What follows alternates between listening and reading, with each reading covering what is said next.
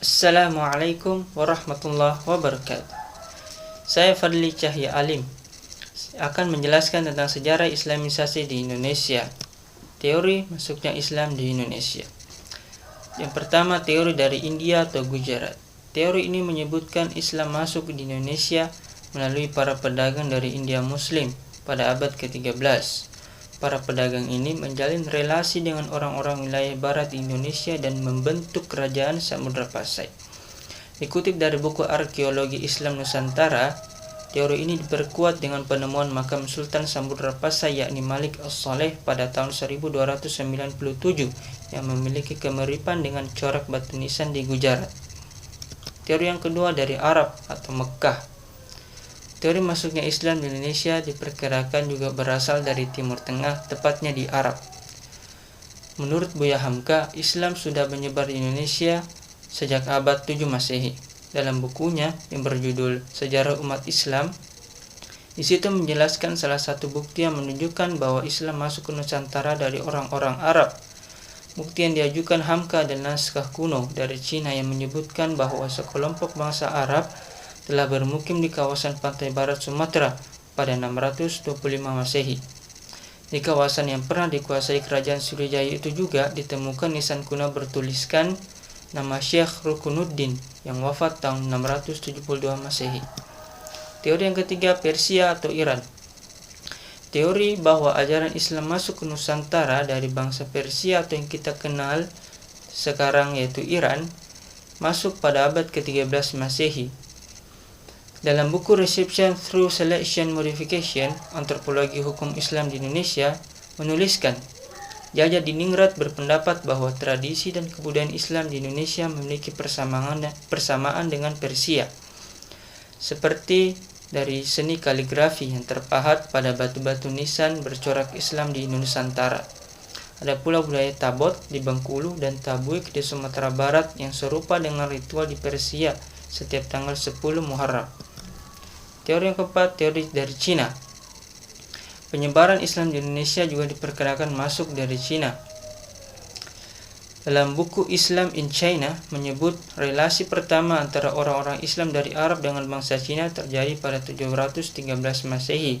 Diyakini bahwa Islam memasuki Nusantara bersamaan migrasi orang-orang Cina ke Asia Tenggara. Mereka dan memasuki wilayah Sumatera bagian selatan Palembang pada 879 atau abad ke-9 Masehi.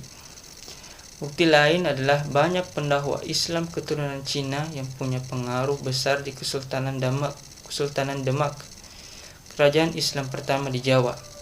Seiring dengan keruntuhan Kemaharajaan Majapahit pada perjalanan abad ke-13, sebagian dari mereka disebut Wali Songo. Dalam buku sejarah yang dituliskan oleh Nana Supriyatna diungkapkan Kesultanan Demak didirikan oleh Raden Patah, putra Raja Majapahit dari istri seorang perempuan asal Cina yang telah masuk Islam. Raden Patah memiliki nama Cina Jin Bun yang memimpin Demak bersama Wali Songo sejak abad 1500 Masehi atau sejak tahun 1500 Masehi. Selanjutnya, pola atau cara masuknya Islam di Indonesia. Yang pertama, pola perdagangan. Proses Islamisasi di Indonesia pada awalnya melalui perdagangan dari para pedagang Arab, Persia, maupun Gujarat. Hal ini sesuai dengan perkembangan lalu lintas yang ramai dari abad ke-7 sampai abad ke-16 Masehi. Para pedagang ini tidak hanya bertransaksi niaga, tetapi juga mengenalkan ajaran dan nilai-nilai Islam kepada mitranya dari Indonesia lalu kepada masyarakat sekitar. Para pedagang ini juga memutuskan untuk menetapkan dan mendirikan perkampungan yang tidak jauh dari pelabuhan maupun bandar perdagangan. Adanya perkampungan itu membuat interaksi semakin intens dan membuka kesempatan masyarakat untuk mengenal lebih jauh ajaran Islam. Apalagi budi dan suri tauladan yang ditunjukkan para pedagang semakin menarik banyak orang untuk memeluk agama Islam. Pola yang kedua, pola perkawinan. Pola perkawinan adalah salah satu cara penyebaran Islam di Indonesia. Para pedagang Muslim yang menetap ada yang menikah dengan putri raja atau putri bangsawan setempat. karena kedudukan pedagang ini terhormat di mata masyarakat. Pihak pedagang mensyaratkan pihak calon istri untuk mengucapkan kalimat syahadat terlebih dahulu, sehingga anak-anaknya nanti pun menganut agama Islam yang dianut oleh orang tuanya. Perkawinan dengan putri kalangan bangsawan dan kerajaan juga membawa pengaruh lebih kuat dalam penyebaran Islam, karena perkawinan yang membuahkan keluarga muslim yang soleh mempengaruhi istana untuk mendukung penyebaran Islam. Bahkan semakin banyak kalangan keluarga istana memeluk Islam, dan lambat laut kerajaan yang tadinya bercorak Hindu-Buddha perlahan menjadi bercorak Islam. Pola yang ketiga, pola tasawuf. Pola tasawuf adalah ajaran ketuhanan yang telah bercampur dengan mistik dan hal-hal magis. Kedatangan ahli tasawuf ke Indonesia diperkirakan sejak abad ke-13, yaitu masa perkembangan penyebaran ahli-ahli tasawuf dari Persia dan India yang sudah beragama Islam dan berkembang sekitar abad ke-17. Pengaruh ajaran tasawuf banyak dijumpai dalam seni sastra berupa babat dan hikayat.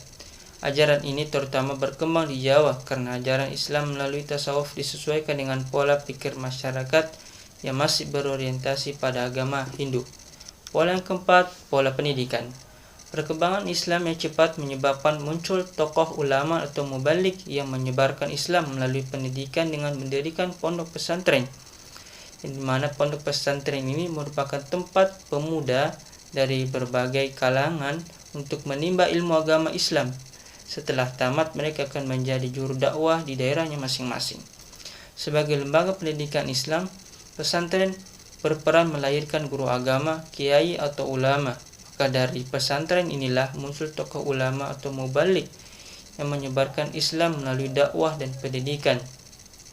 Dan juga di samping memberikan dakwah kepada masyarakat, banyak juga lulusan dari pondok pesantren mendirikan pondok pesantren baru sehingga saluran pendidikan Islam semakin tersebar. Pola yang kelima, seni budaya. Berkembangnya agama Islam dapat melalui seni budaya seperti seni bangunan atau masjid, seni pahat atau ukir, seni tari, seni musik, dan seni sastra. Melalui seni budaya, para kalangan ulama seperti Wali Songo mengajarkan Islam melalui pendekatan budaya agar mudah diterima oleh kalangan masyarakat. Salah satunya Sunan Bonang yang menciptakan gending Durama dan kitab gending Sunan Bonang. Selain itu ada Sunan Giri yang dikenal sebagai seniman yang menciptakan gending Asmarandana dan Pucung.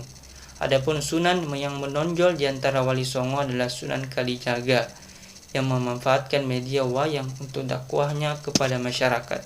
Selanjutnya, penerimaan masyarakat Nusantara terhadap Islam. Proses Islamisasi di Nusantara pada awalnya menimbulkan pro dan kontra di tengah masyarakat. Sebagian masyarakat dapat menerima Islam sebagai ajaran baru dan juga ada yang menolak keberadaan ajaran baru tersebut. Akibatnya timbullah konflik di tengah kehidupan masyarakat. Penerimaan Islam di Nusantara juga tergantung pada tempat dan watak budaya lokal daerah tersebut. Misalnya di daerah pesisir yang memiliki budaya maritim dan sangat terbuka terhadap kehidupan kosmopolitan sehingga Islam masuk dengan cara yang lebih mudah dan dalam daripada di daerah pedalaman yang memiliki daerah agraris yang lebih tertutup.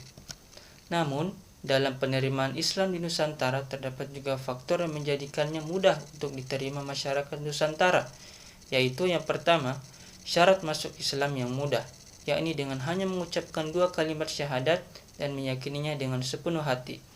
Yang kedua, disebarkan dengan cinta damai, tidak ada paksaan dan kekerasan untuk masuk Islam. Yang ketiga, tidak adanya status kasta. Di agama Islam, semua orang muslim sama rata, tidak dibeda-bedakan berdasarkan status sosialnya. Yang keempat, ibadah yang sederhana, tidak memerlukan biaya yang sangat banyak, malah justru tidak membutuhkan biaya sedikit pun. Adapun zakat dan haji hanya untuk yang mampu dari segi material dan fisik. Yang kelima, syariat Islam yang fleksibel, dengan kata lain, meringankan, tidak memberatkan umatnya sesuai dengan kondisi yang dialami.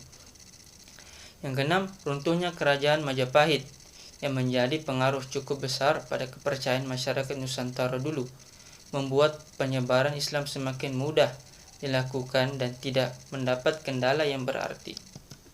Yang ketujuh, disebarkan melalui kesenian.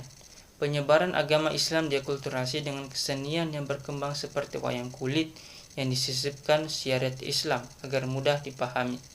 Yang kedelapan, nilai-nilai yang sama dengan sifat-sifat masyarakat Indonesia, yang dimana masyarakat Indonesia itu ramah tamah, suka bergotong royong, membantu sesama tanpa membedakan suku, ras, dan agama, sama dengan nilai yang diajarkan dalam Islam itu sendiri. Sekian, itulah yang dapat saya sampaikan. Mohon maaf apabila ada kekurangan dan kesalahan. Saya akhiri. Wabillahi taufiq wal hidayah. Wassalamualaikum warahmatullahi wabarakatuh.